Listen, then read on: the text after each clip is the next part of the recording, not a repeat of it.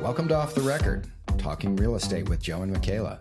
If you're interested in the Portland, Oregon real estate market and want the unvarnished inside scoop, you've come to the right place. Thanks for giving us a listen. Welcome to the show. Michaela, hello. How are you? Hi, I'm good. Happy Monday. Happy Monday to you. What's been going on? Super Bowl was yesterday.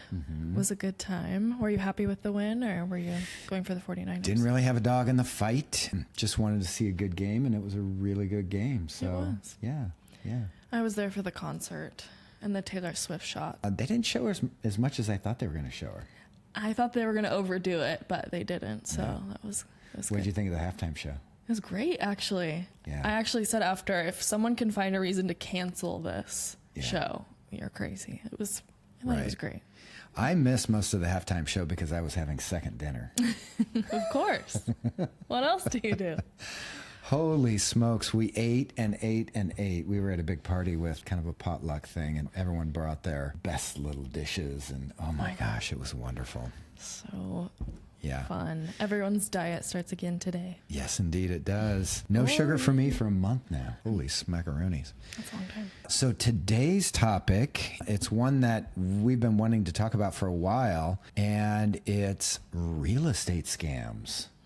Right? More common than you'd think. More common than you think, and we've actually have had a few instances where we've had some fraudulent clients that we'll talk about at the end. We'll give you a nice little story about that. But we're here today to mostly talk about how people can avoid the scams, what scams to be aware of, what's entailed in those scams. There are so many people that are out there right now trying to make a buck illegally, and it's just crazy. You know, we all know about the Nigerian prince and how, the scam that he's doing, but scammers have gotten pretty sophisticated, and it's really gotten to be an epidemic. I get calls every single day.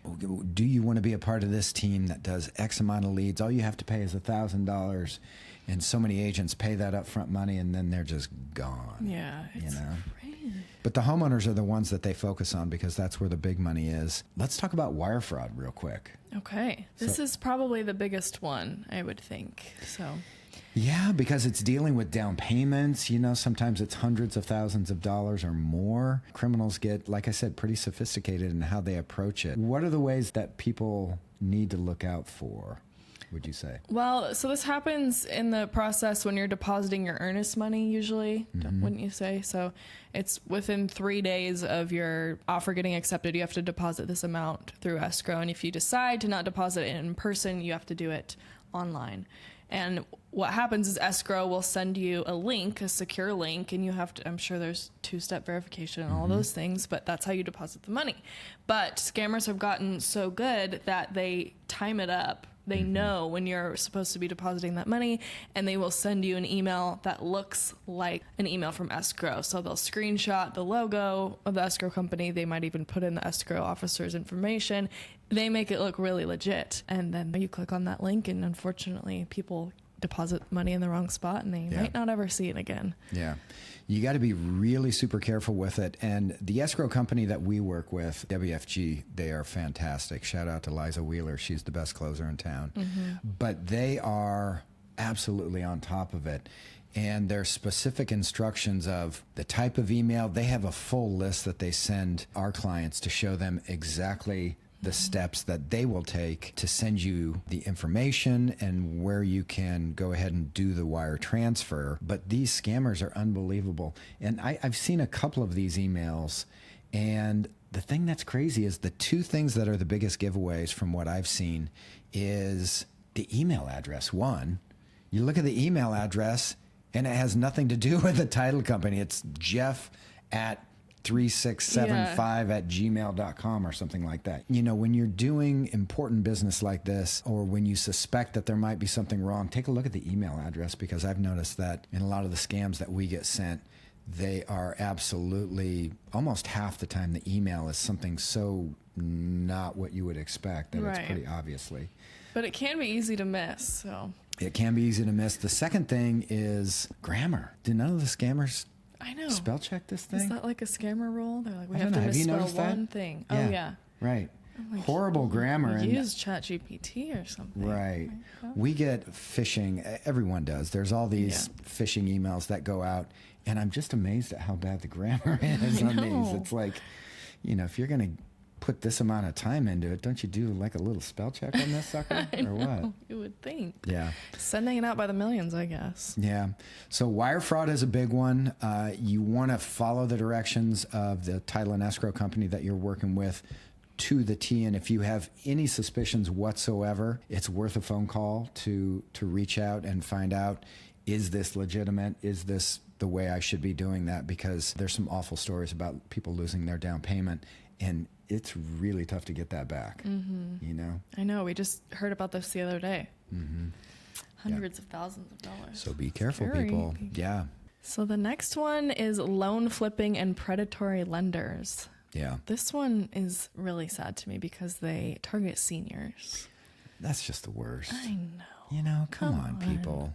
The elderly should be respected and cared for, and for people to try and do this is just ridiculous. I know. My in-laws, we take care of them to a pretty heavy extent, and we love to. They've been so good to us, and we're happy to help them in their later years.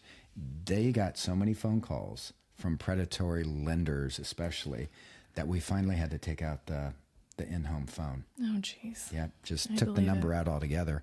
And what it is a lot of these online lenders, and I'm not talking about the Rocket Mortgage or these types and all that type of stuff, but there's these online lenders that will either be licensed and just be shady, or be not licensed and it's just a complete scam. But they'll try to convince, and especially in our current environment where the rates were so low for that 2-3 year period, and now they're back up a little bit. So more of those calls are going out, and people are getting calls about, hey, do you want to have your rate at 2 or 3% again?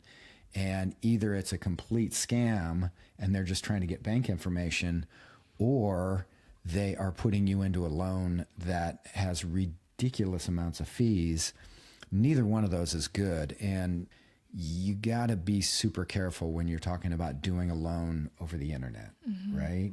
If it's not someone local, be extra cautious about what you're doing, or have a prior relationship with this person. But if it's just a random that you've never met from another part of the country, you really should talk to either a professional broker like Michaela or myself, or get it investigated and find out exactly who these people are, what the company's all about, and look up reviews. I've talked to a lot of sellers over the phone who are older and would love to sell and be done with owning property, but they have just been juiced out of all their equity and they just can't. And it's really sad. So Yeah. always go with somebody that you trust, I think is our best advice there. Yeah. And it even goes to some of the online companies like Rocket and some of the different companies. They can work out great for people, but there's a reason that there's a super low rate. It always comes from somewhere. If the rate is too low to believe and too good to believe, it probably is. Yeah. And it's probably all of the fees are probably hidden to compensate for that. So you really got to be super careful with all of the predatory lenders that are out there. That's a huge scam in our business right now. So the third one on our list is foreclosure relief. They really prey on people going through hard times, which just feels like it hurts a little bit more. Yeah. So these scammers will go after people who are in pre-foreclosure, which is a public record, so it's easy information to find.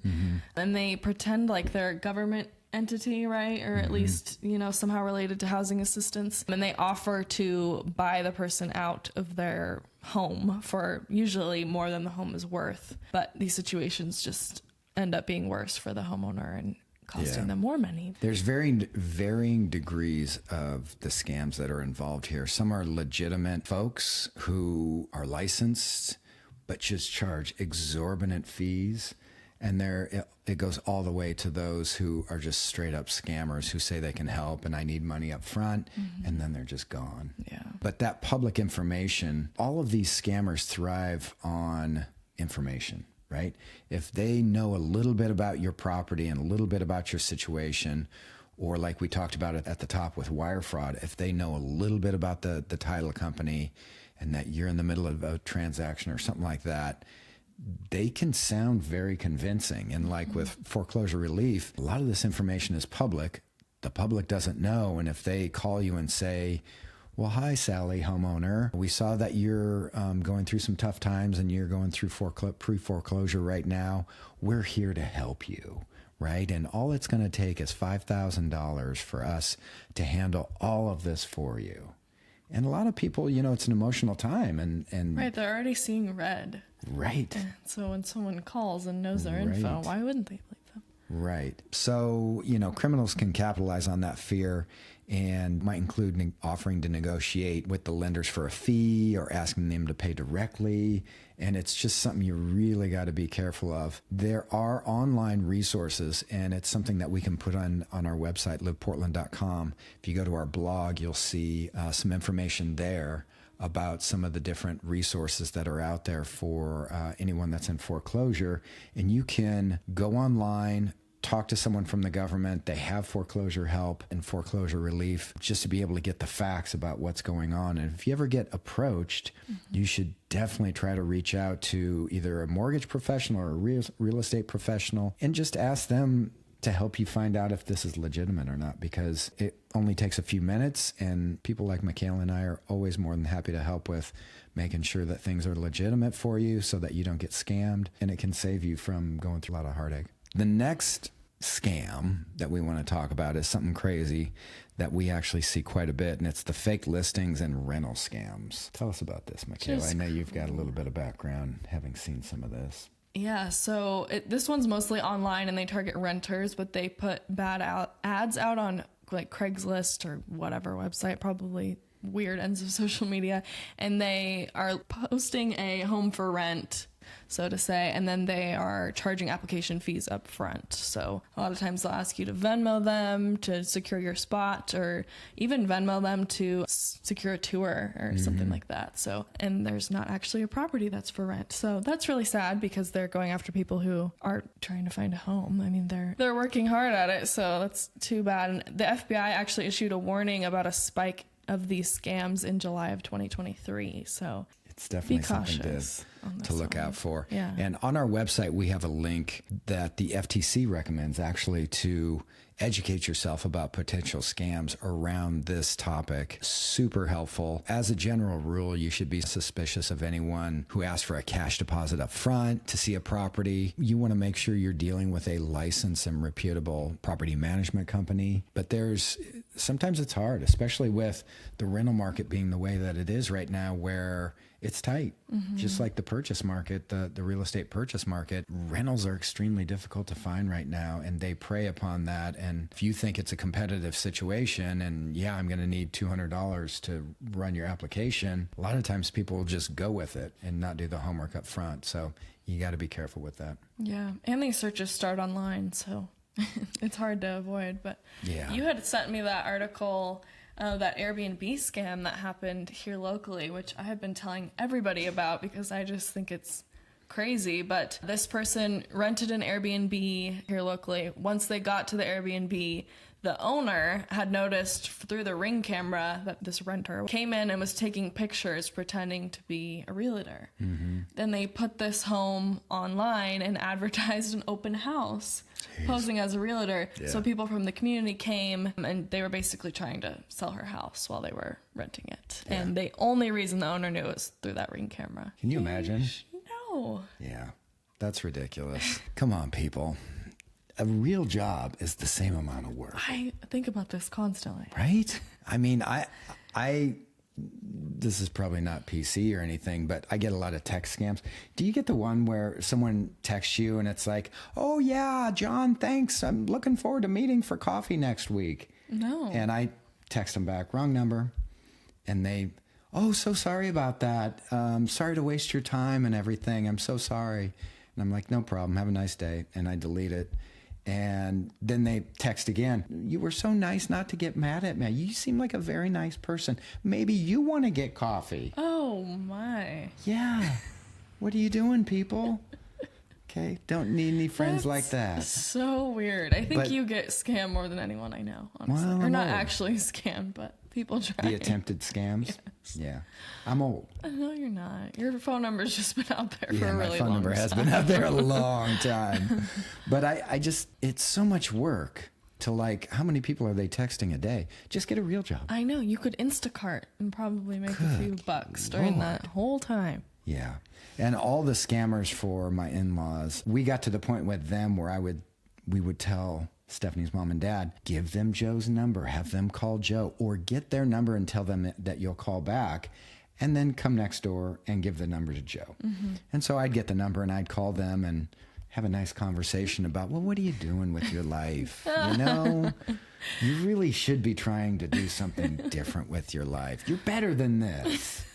You know, try to help them out a little bit. That's exhausting. Yeah, I know. That's and funny. sometimes I just don't have the time, and it's like, just don't. Go to the bad language quick. I don't go to the bad language. I go to the lawyer language. Oh, okay. That gets to the point pretty quickly. I like that.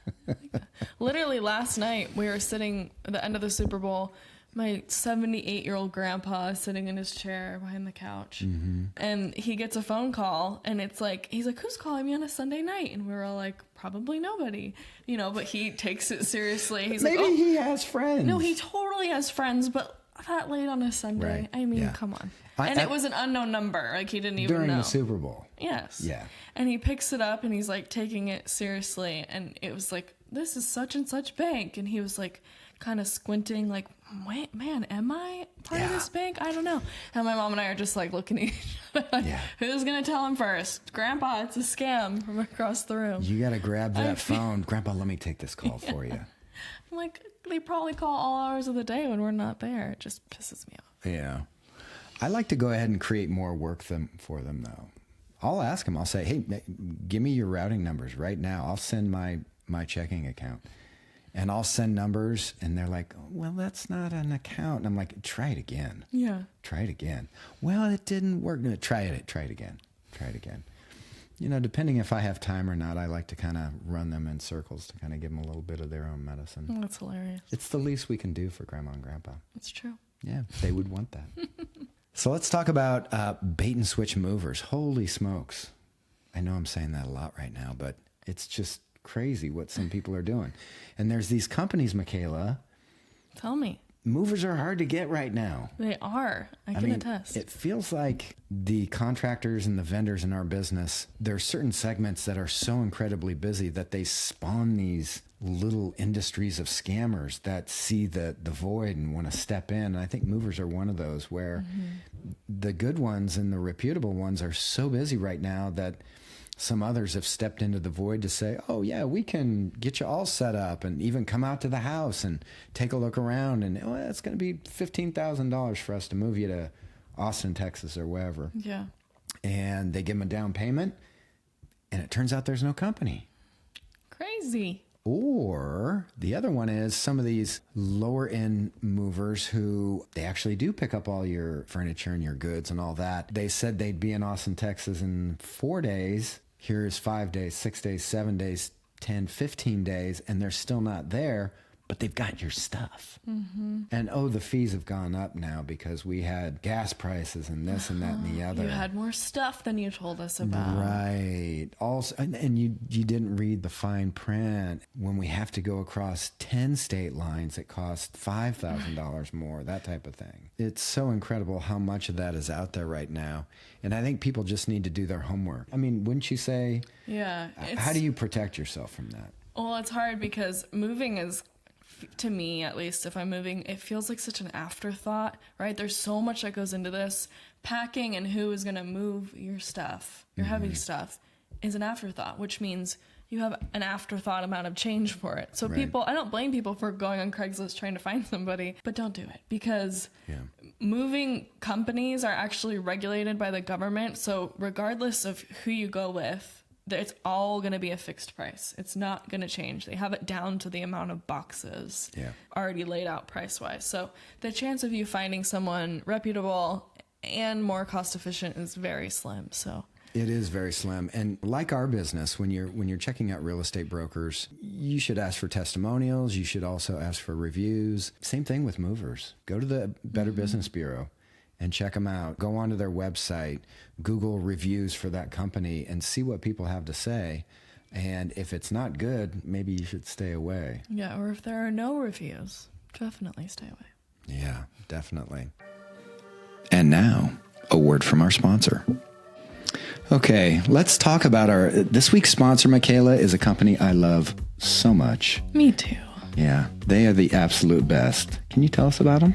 Yes, JT's West Coast Gutter and Roofing is a locally owned, family-operated small business roofing and gutter company. They're out of North Plains, Oregon, but they service most of Portland Metro and even to the Oregon coast. They have a couple of great crews. They do awesome work, and they will always come back and fix things if they need to. Just a really reliable, solid company, fair pricing that you can count on. I've known the owner forever, both the owners, and the absolute best people.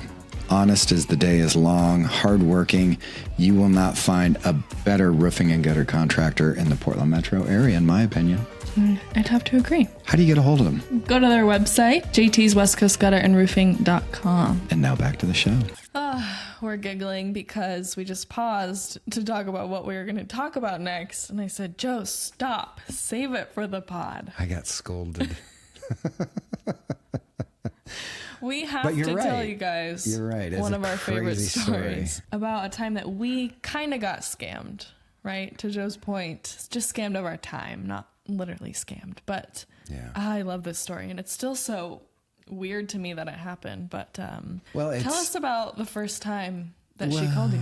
It's so sad on so many different levels. And we had a property that we were representing, really nice luxury property, multi-million-dollar property. And I got a call on it from an individual. We'll call her Melanie. And she was super nice. I wasn't kind of feeling it that day because Stephanie and I had just lost a friend of ours to cancer. We were both pretty shaken up, and it was a good friend of ours, and it had happened that week. And so anyways, I was listening to her and this and that, and she mentioned that she was ill, and I said, oh, I'm so sorry to hear that. She said, actually, I'm going through cancer treatment right now, chemo. I shared my story to her because I was just like, oh, that's so horrible. And, you know, we have a friend that just passed away, and I know how difficult that is going through that process.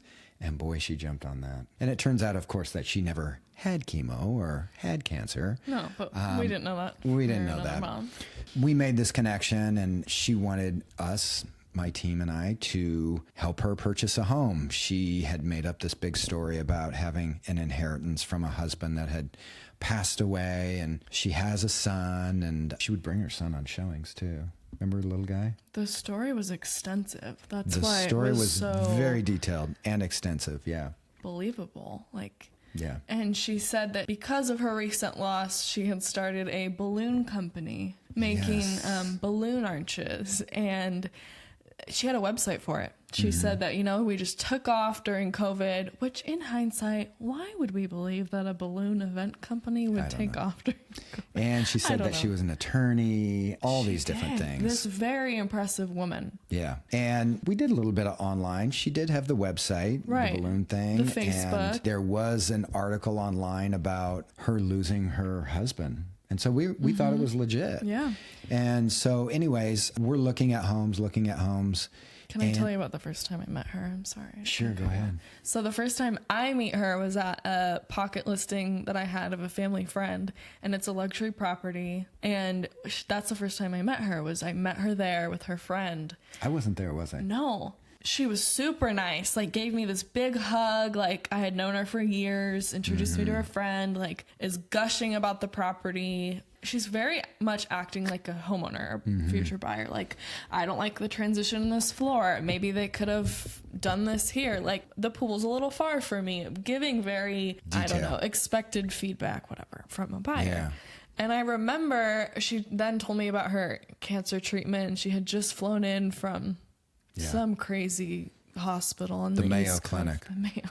It was the Mayo Clinic. This woman was flying to and from the Mayo Clinic, and she had just had surgery the week before. And she had on, I kid you not, at the showing, a regular outfit, but then over her shirt, she had a waist trainer on.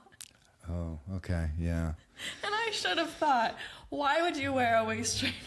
You had stomach surgery. In That's hindsight, not there what were that would so look many like. different red flags and different things. So bad. We finally got to a point where she had an assistant with her too, who I think she was scamming also.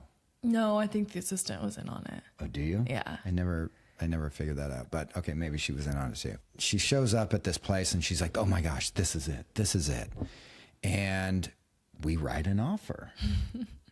And By the way, the most stunning property I've ever seen to this day. oh, it was fantastic. Joe and I were running through that house like kids at a candy store, turning off all the lights. Like it took us a half an hour after the showing just to turn off all the lights in this place.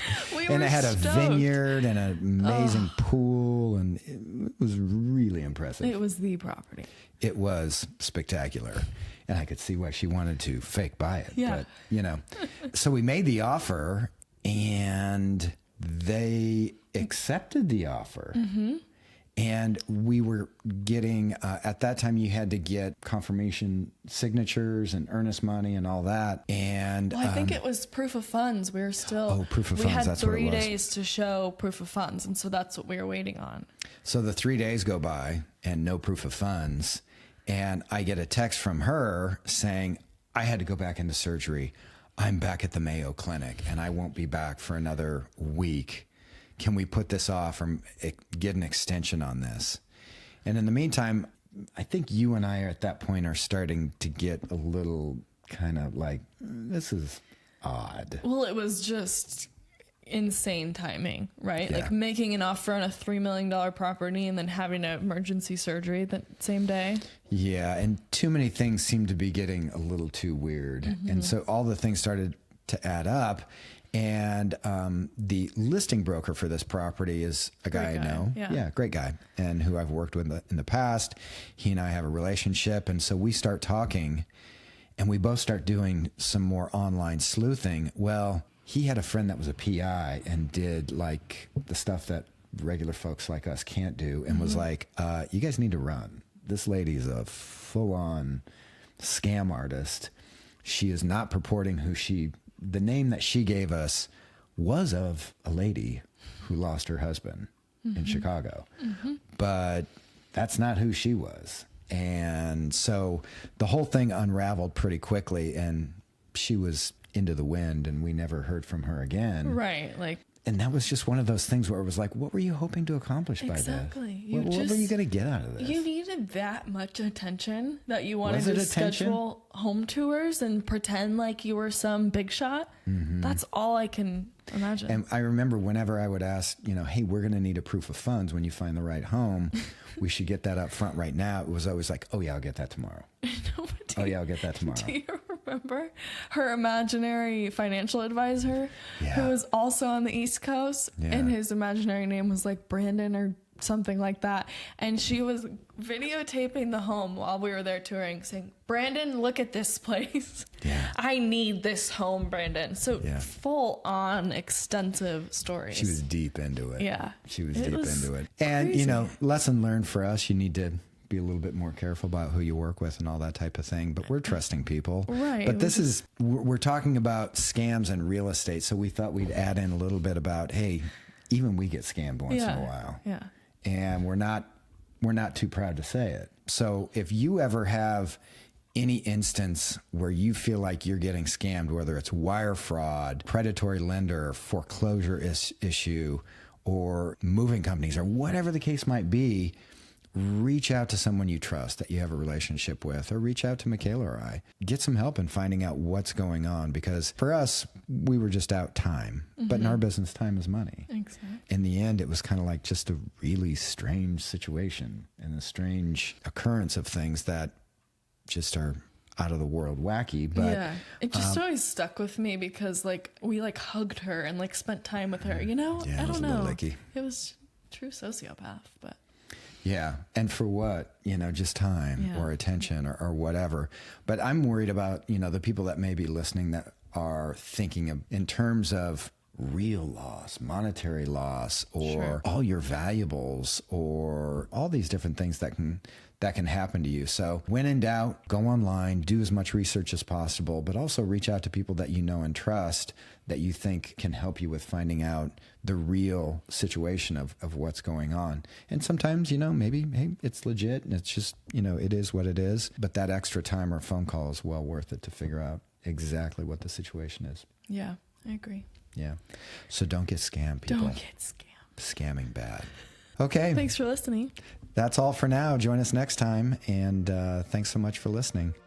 Thanks for joining us today. If you're interested in finding out more about Joe, myself, or the Live Portland team, you can go to liveportland.com. Thanks for giving us a listen, and see you next time on the Off the Record podcast.